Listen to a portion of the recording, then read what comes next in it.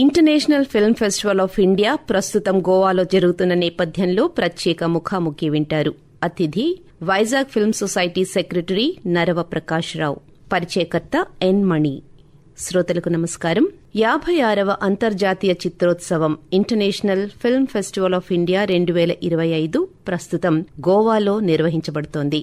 చిత్ర నిర్మాతలు, సినీ ప్రేమికులు, పరిశ్రమ నిపుణులను ఒకే వేదికపైకి తీసుకొచ్చే ఈ ప్రతిష్టాత్మక IFFI నేపథ్యంలో ఇఫీ, చిత్ర పరిశ్రమ వంటి వాటిపై చర్చించడానికి మనతో ఉన్నారు Vizag film society secretary Shri Narava Prakash గారు. ఏవియన్ కాలేజ్ వైస్ ప్రిన్సిపల్ గా విధులు నిర్వర్తించి సెన్సార్ బోర్డు మెంబర్ గా తనదైన ముద్ర వేసిన శ్రీ ప్రకాష్ రావు గారిని కార్యక్రమానికి సాదరంగా ఆహ్వానిస్తూ, సార్ నమస్తే. సార్ నమస్కారం అమ్మా. ప్రస్తుతం 21వ తారీఖు నుంచి 28వ తారీఖు వరకు గోవాలో ప్రతిష్టాత్మకంగా IFFI international film festival of India జరుగుతోంది కదా సార్. సో ఈ నేపథ్యంలో ఈ ఇఫీ ఫెస్టివల్ ప్రాముఖ్యత గురించి ఒక్కసారి శ్రోతలకు వివరిస్తారండి. శ్రోతలందరికీ నమస్కారం అండి. ఫెస్టివల్ అనేది ఇప్పుడు ఒక పెద్ద సందడి లేతే పండుగ. సినీ ప్రేమికులు సినిమాలు చూసేవారు, సినిమాలతో ముచ్చటించేవారు, సినిమాల గురించి ఆలోచించేవాళ్లు, ప్రేక్షకులు గాని, సినిమాలతో అనుబంధం ఉన్నవాళ్లు గాని, అలాగే సినీ పరిశ్రమతో పనిచేస్తున్న వాళ్ళు కానీ అందరికీ కలిసి ఒక దగ్గర మాట్లాడుకోవటానికి, ముచ్చటించుకోవటానికి వేదికే ఫిలిం ఫెస్టివల్స్. ఈ ఏడాది జరుగుతున్నటువంటి ఫిలిం ఫెస్టివల్లో ఇతర దేశస్తులు కూడా ఇక్కడికి వస్తూ ఉంటారు కాబట్టి ఆ విధంగా మన యొక్క ఫిల్మ్స్ ఇతర దేశాల యొక్క ఫిల్మ్ తో పోల్చుకోవటానికి వీలుగా ఉండేటటువంటి అతి పెద్ద, సంవత్సరానికి మాత్రం ఒక్కసారి జరిగేటటువంటి పెద్ద పండుగమ్మ, దాన్ని ఫిలిం ఫెస్టివల్ అంటాం. సో ఆ విధంగా ఇది చాలా ప్రాముఖ్యత గడించిందండి. యాక్చువల్ గా ఎన్నో రకాల ఫిల్మ్ ఫెస్టివల్స్ జరుగుతూ ఉంటాయి కదండి. అయితే ఈ international film festival of India అనేది చాలా ప్రతిష్టాత్మకంగా తీసుకుంటోంది మన ప్రభుత్వం. సో ఇందులో ప్రత్యేకంగా దీనిని మరీ ప్రత్యేకంగా నిలిపే అంశాలేంటండి?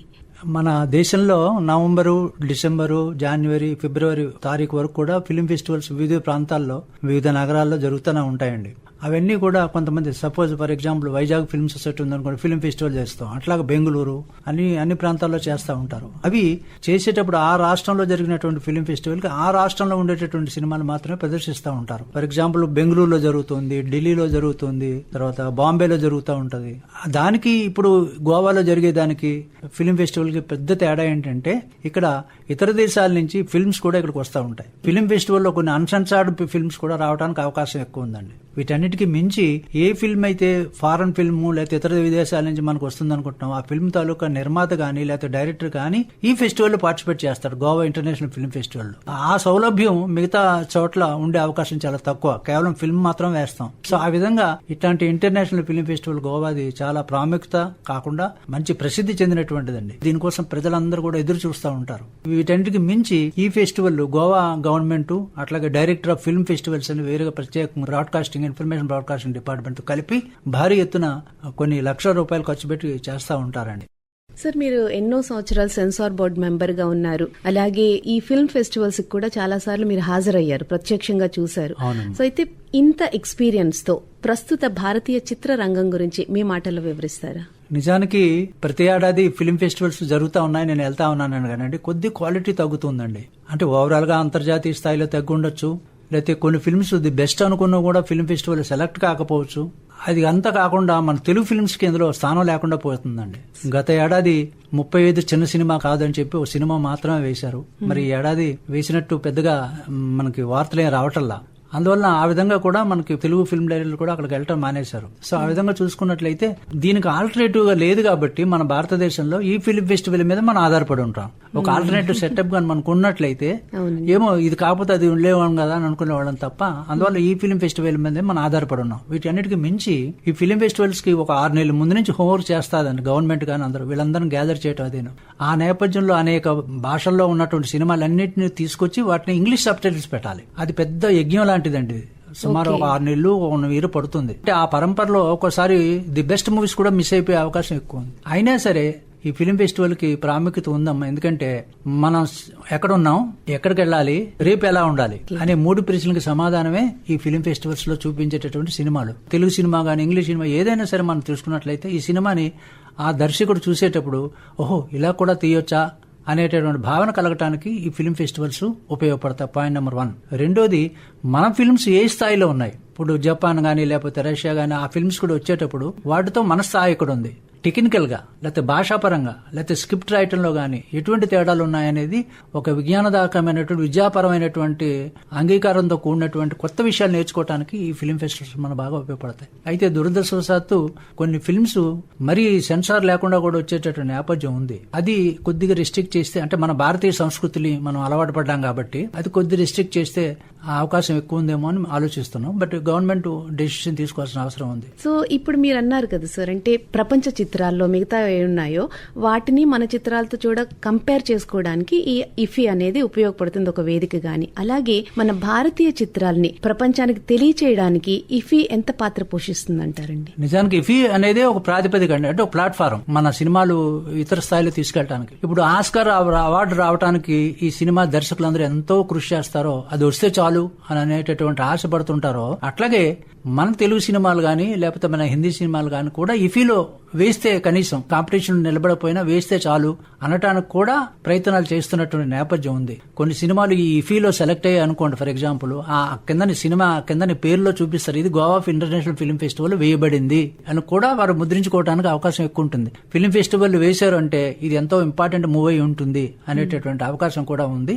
ఆ విధంగా మన ఫిల్మ్స్ కి ఆ ఫెస్టివల్ పార్టిసిపేట్ చేయడం వల్ల మన సంస్కృతి, మన విధానాలు, మన యొక్క చర్యలు కూడా అక్కడ ప్రస్తుతం ఇతర దేశాల వాళ్ళు నేర్చుకోవడానికి కూడా అవకాశం ఏర్పడుతుందండి. మన చిత్రాలన్నీ కూడా ది బెస్ట్ ఫిల్మ్సే సెలెక్ట్ చేస్తారండి. నిజానికి భారత ప్రభుత్వం కూడా ఇందాక చెప్పాను కదా, చాలా హోంవర్క్ చేస్తారండి. అనేక సినిమాలు వస్తాయి, చిన్న గ్రూప్ చేసి స్లాట్ అంతా పెట్టుకుని కనీసం 2-3 మాత్రమే తెలుగులో ఉన్నవి తయారవుతుంటాయి, బట్ హిందీలో కూడా తయారవుతుంటాయి. బట్ ఎక్కువ ముఖ్యంగా కేరళ వాళ్ళు గానీ లేకపోతే తమిళనాడు గానీ ఇట్లాంటి సినిమాలు, వెస్ట్ బెంగాల్ గానీ ఈ సినిమాలన్నీ ఎక్కువ సెలెక్ట్ అవడానికి అవకాశం ఉంటుంటాయి. ఎందుకంటే ఫీల్ వేయాలన్నట్లయితే ఆ సినిమా 500 రూపాయల కోట్లు ఖర్చు పెట్టి సినిమా తీసేవనేది చూడండి వాళ్ళు. ఆ సినిమాలో ఉన్నటువంటి స్టోరీ ఏమిటి, టెక్నాలజీ ఏమిటి, అది మాత్రమే పరిగణిస్తారు. సో ఆ విధంగా మన చిత్రాలు కూడా ఎవరికి తీసిపోయేటటువంటి సినిమాలు ఏం కాదు, మనం కూడా మంచి బెస్ట్ ఇస్తున్నామండి. అటువంటి వాటికి ఇది ఒక వేదికగా ఉంటుంది కాబట్టి ఆ విధంగా భారతీయ సినిమా పరిశ్రమ కూడా ఇతర ప్రాంతాల వారికి కంపేర్ చేసి చూడడానికి కూడా అవకాశం ఏర్పడుతుందమ్మా. సార్, మీకున్న అపారమైన అనుభవం దృష్ట్యా చూస్తే మీకు అప్పటి పాత చిత్రాల నుంచి మధ్యకాలంలో వచ్చిన చిత్రాలను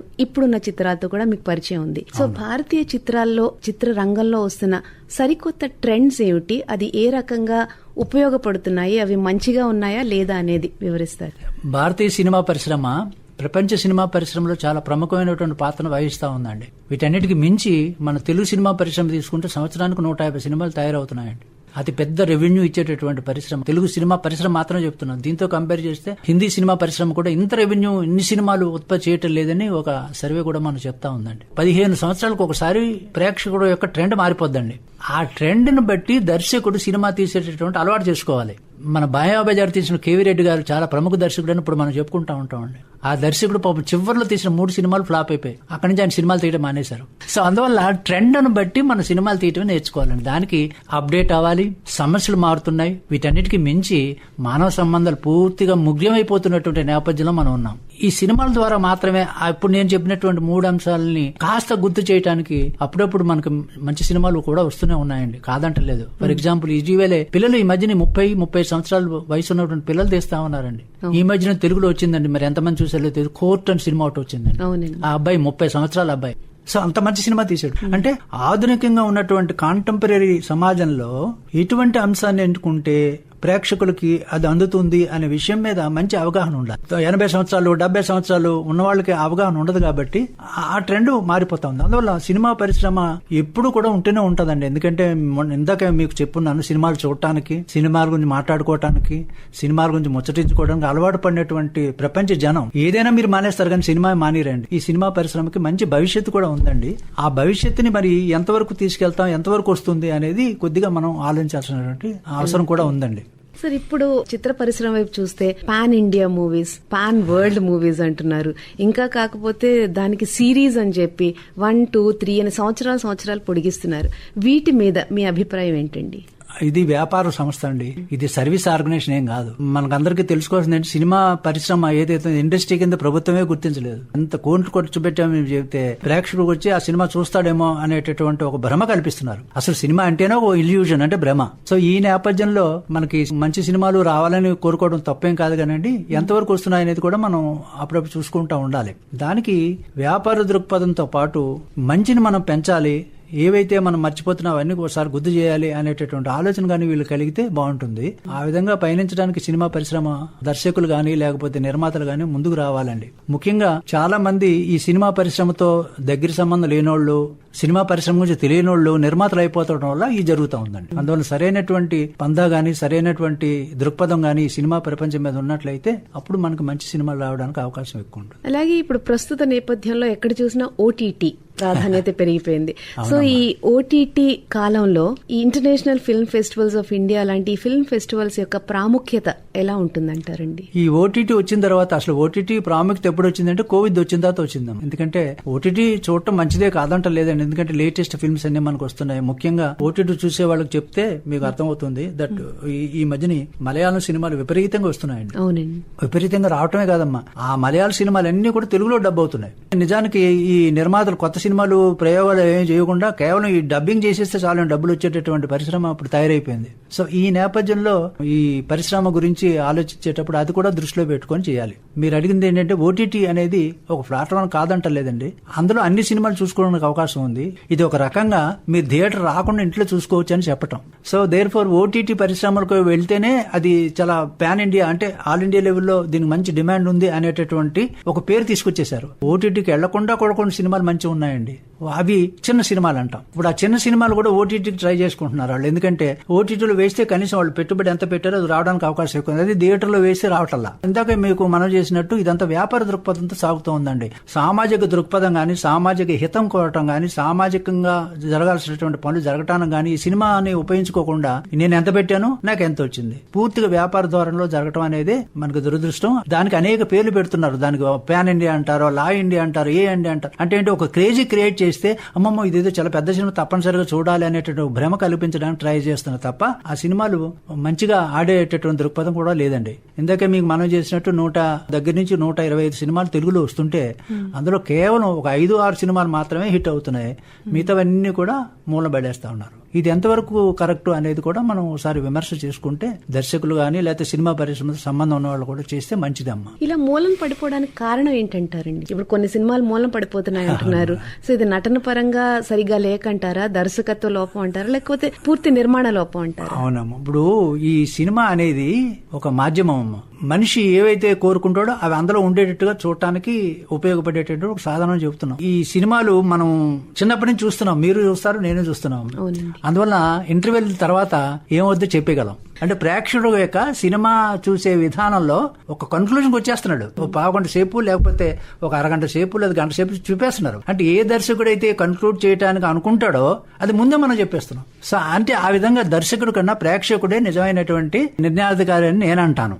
ఎందుకంటే ఆ సినిమాలు ఎక్కువ చూస్తున్నాడు కాబట్టి. వీటన్నిటికి మించి ఒక సినిమా ఫ్లాప్ అయింది అనుకోండి, దాని మీద చర్చలు లేవండి. ఎందుకు ఫ్లాప్ అయింది, ఎందుకు చేయలేకపోయాం, ఇది డబ్బు మీరు ఎంత ఖర్చు పెట్టారనే దాని మీద ఆలోచిస్తున్నారు తప్ప అసలు కంటెంట్ ఉందా, ఏమైనా చెప్పగలిగామా అనేది ఆలోచించడానికి అవకాశాలు చాలా తక్కువ అయిపోయినాయి. ముఖ్యంగా తెలుగు సినిమాలు ఎవరు ఆలోచించట్లేదండి. ఫ్లాప్ అయిందా, ఓకే తర్వాత చూసుకుందాం అని అంటున్నారు తప్ప దాని మీద చర్చలు గానీ ఉపచర్చలు గానీ అవేం జరగట్లేదండి. ఫర్ ఎగ్జాంపుల్ మలయాళం సినిమాలన్నింటి మీద చర్చ జరుగుతుందండి. వాళ్ళకి మీకు తెలుసు లేదండి, చాలా తక్కువ బడ్జెట్ తో మంచి సినిమాలు తీస్తున్నారంటే అక్కడ క్రౌడ్ ఫండింగ్ అని ఉంటదమ్మా. ఫర్ ఎగ్జాంపుల్ సినిమా తీయడానికి ₹1 కోటి అయిందనుకోండి, ఒక 20 మంది 30 మంది ఒక్కొరు 20 లక్షలు 5 లక్షలు అలా వేసుకుంటారు. క్రౌడ్ ఫండింగ్ అంటాం. సో అది సామాజిక హితం కోసమే తీస్తారు అవి. అందువల్ల అట్లాంటి ఇష్యూలు మాత్రం అందులో ఉంటాయి. కానీ అటువంటి దృక్పథం మనకి తెలుగు సినిమాలకి లేవు కాబట్టి చాలా రిచెస్ట్ గా ఎంత రిచ్ గా తీసాడంటాం తప్ప ఎంత కంటెంట్ తో తీసాడు అనేది ఆలోచించేటటువంటి స్థితి ప్రస్తుతానికి అయితే మనకు లేదు. అందువల్ల క్వాలిటీ పూర్తిగా పడిపోతా ఉంది రోజు రోజుకి. చర్చలు జరగట్లేదు, ఉపచర్చలు జరగట్లేదు, విమర్శించుకోవటం లేదు, అసలు ఎందుకు అయిందో తెలియట్లేదు. ఈ నేపథ్యంలో సరిపోతుంది. సో అయితే ఇప్పుడు మీరు అన్నట్టుగానే మొత్తం అన్ని మూవీస్ లో కూడా లైక్ టాలీవుడ్ కావచ్చు, కాలీవుడ్ కావచ్చు, బాలీవుడ్ కావచ్చు, ప్రతి దాంట్లోనూ కూడా క్వాలిటీ పరంగా మంచి అద్భుతమైన చిత్రాలు తీయాలి, మానవతా దృక్పథాలు ఉండేవి తీయాలి అంటే ఇప్పుడు ఈ ఫిల్మ్ సొసైటీలు ఉన్నాయి కదండి, మీరు చెప్పిన సొసైటీస్, అవి ఎటువంటి పాత్ర పోషిస్తున్నాయండి? ఈ సొసైటీలో ఒక చరిత్ర ఉందండి. 1956లో పతేరు పాంచాలి అని చెప్పి సచిత్రేగా తీసిన నేపథ్యం ఉందమ్మా. అదే టైంలో తెలుగులో కూడా బంగారు బాబు సినిమా తీశారు. సచిత్ రే గారు ఈ ఫిల్మ్ సొసైటీలు పెట్టడానికి ఆరాధ్యుడు. అందులో federation of film societies of India అని చెప్పి ఆయన మొట్టమొదటి ప్రారంభించి దీన్ని సొసైటీలు అన్ని చోట్ల ఉండాలని. ఈ సొసైటీలు చేసే ప్రథమ కర్తవ్యం ఏంటంటే ప్రపంచంలో ది బెస్ట్ మూవీ అనుకున్న దాన్ని తీసుకొచ్చి ఈ సొసైటీ సభ్యులు చూపించడం అనేది వీళ్ళు చేసే ప్రత్యేక కార్యక్రమం. ఆ విధంగా సొసైటీలకు పాత్ర ఉంది. నెంబర్ 1, మంచి సినిమా ఏమిటి అనేది ఈ సొసైటీల ద్వారానే మనం చూడడానికి అవకాశం ఉంటుంది. ఉదాహరణకి సచిత్ రే గారు లండన్ లో డెసేవ్కో అని చెప్పి ఇటాలియన్ డైరెక్టర్ అమ్మ, ఆయన ఒక సినిమా బైసికల్ థీఫ్ అని ఉంటదండి. ఆ సినిమా చూసిన తర్వాత ఈయనకు అనిపించింది సినిమా ఇలా తీయొచ్చు కదా అని. సో ఆయన అప్పుడు అక్కడి నుంచి రిటర్న్ అయ్యి ఇండియాకి వచ్చి పతేరు పంచాల్ సినిమా తీశాడు. సో ఆ విధంగా ఆయనకు అనిపించింది ఏంటంటే నేను బైసికల్ థీఫ్ ఆ ప్రాంతంలో చూశాను కాబట్టి అట్టాగా ఇంకా ఏమో సినిమాలు మంచిగా ఉంటాయి కదా, అవి కమర్షియల్ థియేటర్లు ఆడవు కదా, ఎందుకంటే డబ్బులు రావు కాబట్టి. సో అట్లాంటిది ఈ సొసైటీలన్నీ కూడా ప్రపంచవ్యాప్తంగా ఉన్నటువంటి సినిమాలన్నీ ఏరి కోరి తీసుకొచ్చి అవి సొసైటీ మెంబర్లు చూపించాల్సినటువంటి బాధ్యత సొసైటీది. అది స్థాపించడం ప్రధాన ధ్యేయం. ఇవన్నీ సొసైటీలు కలిపి federation of film societies of India అని చెప్పి ఒకటి ప్రారంభించారమ్మా. ఇది ఇంటర్నేషనల్ ఫెడరేషన్ కి అఫిలియేట్ అవుతుంది. అందువల్ల ఇరాకు, ఇరాను, రష్యా ఏవైతే మంచి సినిమాలు ఉన్నాయో ఆ సినిమాలన్నీ కూడా ప్యాకేజ్ కింద తయారు చేసి సొసైటీలు మాత్రం ఇస్తారు. అవి కమర్షియల్ థియేటర్లు వెయ్యరు, ఎందుకంటే డబ్బులు రావు కాబట్టి. ఇది ఈ పని చేస్తుంది. వీటన్నిటికి మించి సచిత్ రే గారు చెప్పింది ఏంటంటే మీ బెస్ట్ సినిమా ఏదైతే అనుకుంటున్నావు దాని మీద చర్చలు జరగాలండి. ఆ దర్శకుని తీసుకొచ్చి నువ్వు ఎందుకు ఇలా తీసావు, ఎందుకు ఇలా తీయలేపావు అని చెప్పి ఆ ఫీల్డ్ పట్టుకుని అడిగేటటువంటి గుణంగా ప్రేక్షకుడికి ఉన్నట్లయితే మంచి సినిమాలు వస్తాయని అంటారు ఆయన. అది ఎక్కడా లేదండి. ఎందుకంటే దర్శకుడు తీసేస్తా దర్శకుడి దగ్గర మాట్లాడడానికే అపాయింట్మెంట్ మన దొరకదు. ఆ సినిమా యాక్టర్స్ ఎందుకు అలా యాక్ట్ చేసిందో ఆవిడని క్లారిఫికేషన్ అడగడానికే టైం లేదు. వాళ్ళు కూడా మనకు దొరకరు. అంటే ముఖ్యంగా ఇందాక చెప్పాను కదా, పూర్తిగా వ్యాపార ధోరణం, సోషల్ రెస్పాన్సిబిలిటీ మిస్ అయిపోతా ఉంది. అందువల్ల ఇలా జరుగుతూ ఉందండి. ఇట్లాంటి గ్యాప్లు ఏవైతే ఉన్నాయో, ఇప్పుడు నేను చెప్పిన గ్యాప్లు ఏవైతే ఉన్నాయో, అంటే ఇటు ప్రేక్షకుడికి దర్శకుడికి మధ్యలో ఈ సొసైటీ ఉండి వీళ్ళిద్దరిని సింకర్నైజ్ చేసి ఇంకా మెరుగ్గా ఏమైనా రావాలా, సమాజం బాగుపడడానికి ఇంకేమైనా మంచి సినిమాలు తీయవచ్చా అనేది ఈ పాత్ర వహిస్తూ ఉంటుందండి ఈ సొసైటీలు. అలాగే కొన్ని సొసైటీలు మన దేశంలో ఉన్నాయండి, ఇతర దేశాల్లో కూడా ఆల్ ఇండియా లెవెల్లో కాకుండా ఫెడరేషన్ ఆఫ్ దీనిలో కూడా ఉన్నాయండి. వాళ్ళందరూ ఏం చేస్తారంటే వీళ్ళు ఇప్పుడు గోవా ఫిల్మ్ ఫెస్టివల్ గురించి మనం ఎంతసేపు అయితే మాట్లాడుతున్నాం, అలాగే వీళ్ళు కూడా వేరుగా ఫిల్మ్ ఫెస్టివల్ పెడతారు. ఆ ఫెస్టివల్స్ లో ఏవైతే ఆ సినిమాలు అందులో ప్రదర్శించలేదో అవన్నీ తీసుకొచ్చి మళ్ళీ ఇక్కడ వేస్తూ ఉంటారు. సో అందులో కొన్ని సెలెక్ట్ చేస్తారు. సో ఆ విధంగా సొసైటీల యొక్క పాత్ర మంచి సినిమాలు చూపించే సంస్కృతి ప్రేక్షకుల్లో పెరగటానికి ఈ యొక్క సొసైటీలు దోహదపడుతుంటాయి. మనం అందరం ఏమి చేస్తుంటామంటే ఇది వాళ్ళే సినిమా, ఇది హిట్ అవ్వలేదు అని విమర్శిస్తుంటామండి. కానీ మంచి సినిమాలు కూడా ఉన్నాయి. అవి ఎక్కడ దొరుకుతాయి అంటే సొసైటీల ద్వారా మాత్రమే దొరుకుతాయి. అందువల్ల సొసైటీల యొక్క పాత్ర మంచి సినిమాలు రావడానికి, సామాజిక హితం కోరి రావడానికి, సినిమాలు రావడానికి ఈ సొసైటీలు బాగా దోహదం చేస్తాయని చెప్పి ఆ మహానుభావుడు ఎప్పుడో 1956లో పెడితే ఇప్పటి వరకు కూడా దేశవ్యాప్తంగా జరుగుతూనే ఉన్నాయండి. అలాగే మీరు సెన్సార్ బోర్డు మెంబర్ గా కూడా పనిచేశారు. సో ఇప్పుడు ప్రస్తుతం వస్తున్న సినిమాలు ఎందుకు ఈ విధంగా ఉంటాయి, సెన్సార్ బోర్డు వాళ్ళు ఎందుకు వీటిని ఆమోదిస్తున్నారు అనే అంశంపై మీరేమంటారండి? ఇప్పుడు మన తెలుగు సినిమాల్లో లేటెస్ట్ ట్రెండ్ ఏంటంటే వైలెన్స్ అమ్మ, ఊహాజనితమైనటువంటిది. అంటే ఊహలకు అందరకుండా కూడా వెళ్ళిపోతుంటది. ఒక అబ్బాయి అమ్మాయి క్యాంటీన్ లో కూర్చొని ఏదో కాఫీ తాగుతుంటారు, గబుక్కుని రష్యాకి వెళ్ళిపోతారు, అక్కడ ఒక పాట. ఇది ఎంతవరకు కరెక్ట్ అనేది కూడా మనం ఆలోచించుకోవాలి కదా.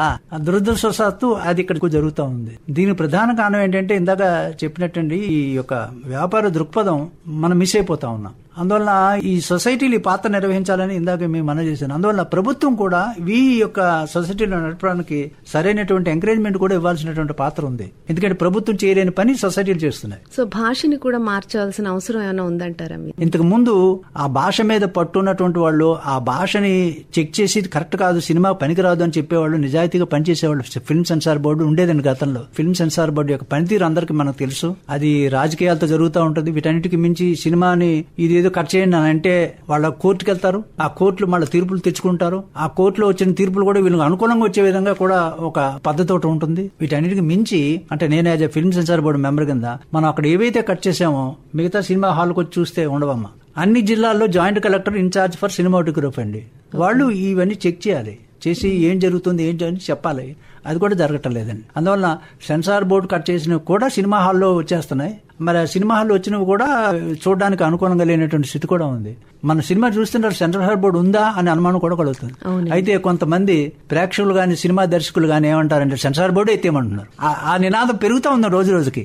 వాడు కష్టపడి తీస్తాడు, నీకు ఇష్టమైతే చూడు లేదా లేదని అంటున్నారు తప్ప అది కాదు కష్టపడి తీస్తున్నాడు అని చెప్పి అది కాదమ్మా, కాదు కదా. మీరు ప్రేక్షకులు చూడడానికి తీస్తున్నప్పుడు ప్రేక్షకులకు ఒక కాంబినేషన్ ఆఫ్ మెనీ పీపుల్ కదా, వాళ్ళ దృష్టిని కూడా చూసుకొని వీటన్నిటికీ మించి సామాజిక హితము సామాజిక బాధ్యత ఇది మిస్ అయిపోతే ఎట్లా అవుతుందండి.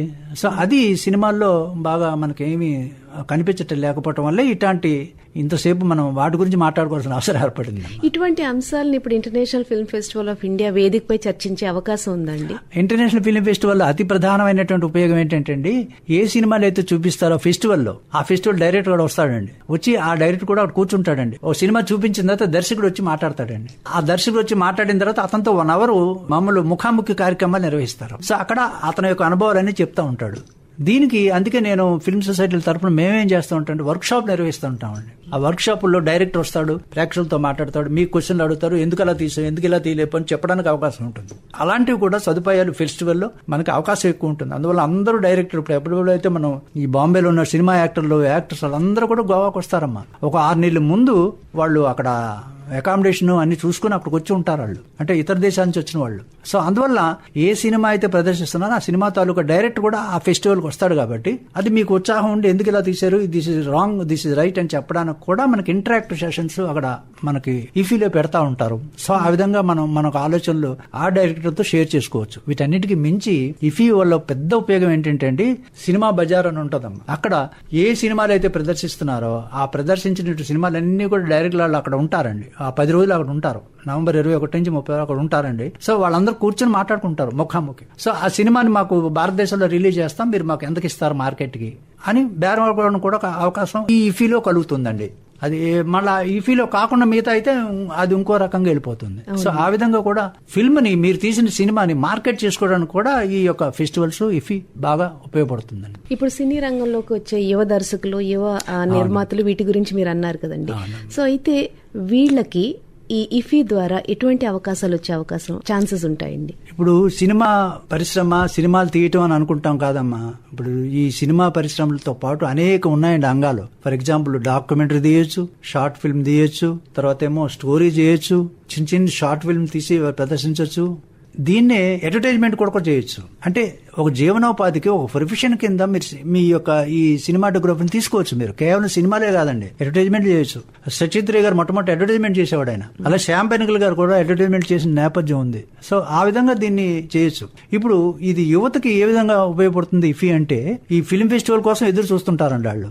సినిమా తీసి అది థియేటర్లో ఆడింది అనుకోండి, లేకపోతే ఏదో ఓటీటీలో ఎక్కడ వెళ్ళింది అనుకోండి, ఆ సినిమాని పట్టుకెళ్తారు అక్కడికి. అంటే ఒక 6 నెలల ముందు మీరు అప్లై చేయాలి గవర్నమెంట్ కి, నా దగ్గర సినిమా ఉంది చూసి ఫిల్మ్ ఫెస్టివల్లో దయచేసి అకామిడేట్ చేయండి అని. వాళ్ళు చూసి క్వాలిటీ వాళ్ళు సిద్ధాంతం అంత మరి సరిపోతే అది దాన్ని మీకు అందరూ ఇంక్లూడ్ చేస్తారు. ఆ సినిమా మీ దగ్గర ఉంటుంది కాబట్టి ఆ సినిమా కొనుక్కోవటానికి మిగతా వాళ్ళు వస్తారు. సో ఆ విధంగా మార్కెట్ దాన్ని, అందుకే మనం ఫిల్మ్ బజార్ చాలా పెద్దది ఉంటుందండి. అన్ని కంట్రీస్ వాళ్ళు అక్కడ ఉంటుంటారు. అక్కడ అది గవర్నమెంట్ వాళ్ళని అందరూ అకామిడేట్ చేసి ఆ ఫెసిలిటీ కల్పిస్తుంది. రెండోది, మీ సినిమాని ప్రమోట్ చేసుకోవడం కాకుండా మీరు మంచి సినిమాని ఏదైతే ఆ ఫెస్టివల్ మీరు కూడా చూస్తారు కదా, సినిమాలు చూడడానికే కదా వెళ్ళారు.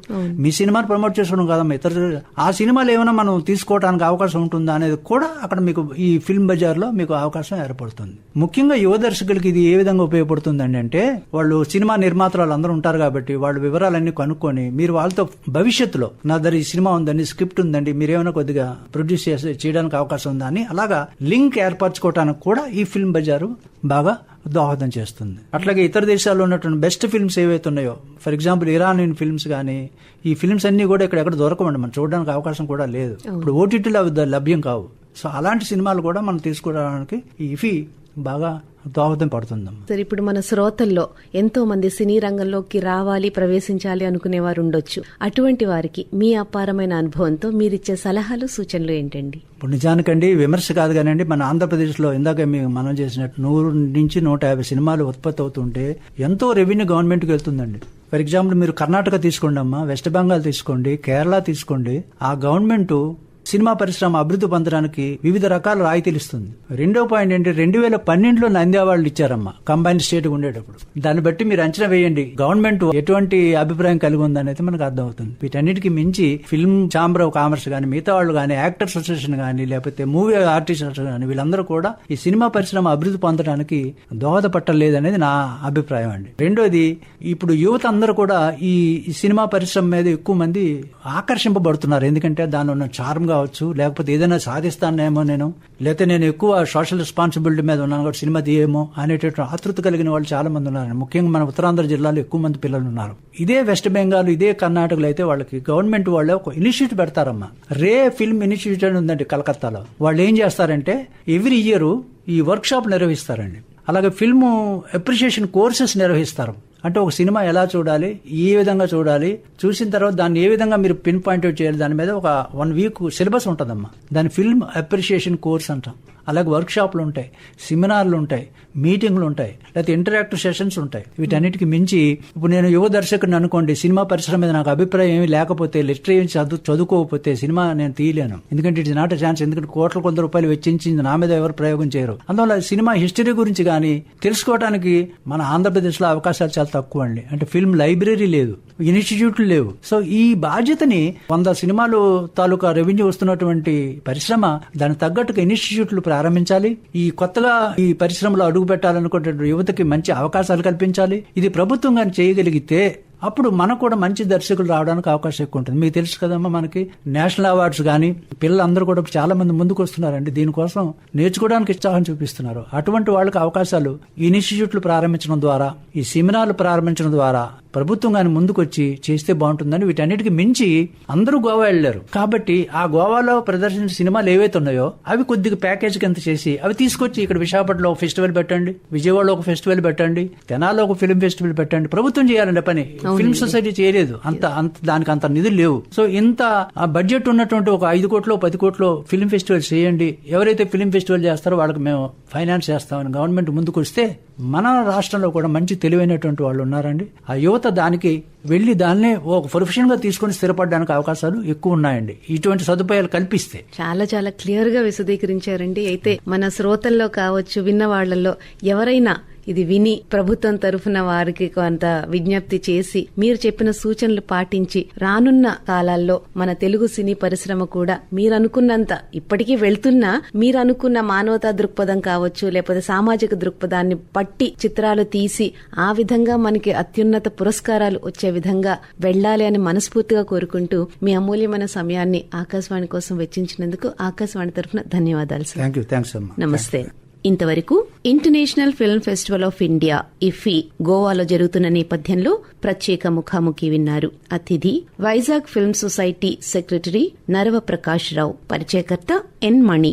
సమర్పణ ప్రాంతీయ వార్తా విభాగం, ఆకాశవాణి విశాఖపట్నం కేంద్రం. వెలువడింది ఆకాశవాణి విజయవాడ కేంద్రం నుండి.